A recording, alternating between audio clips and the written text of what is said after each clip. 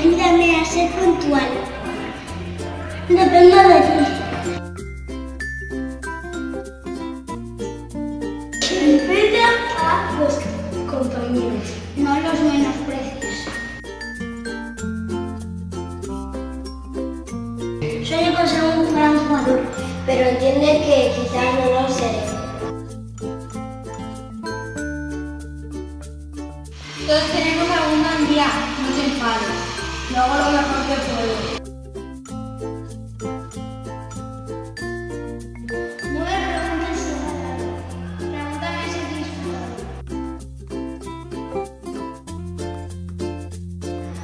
Papás, disfrutar con nosotros. Estamos aquí para eso. Papá, tú no eres el entrenador. Respeta sus decisiones.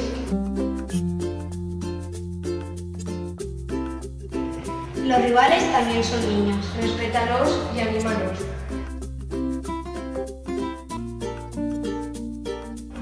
El entrenamiento es tan importante como el partido.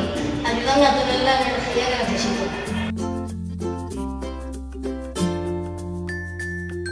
Respeta las instalaciones. Aquí es donde entreno. ¡Anima siempre al equipo! El resultado no importa. No me des lecciones después de los partidos. Lo que necesito es apoyo.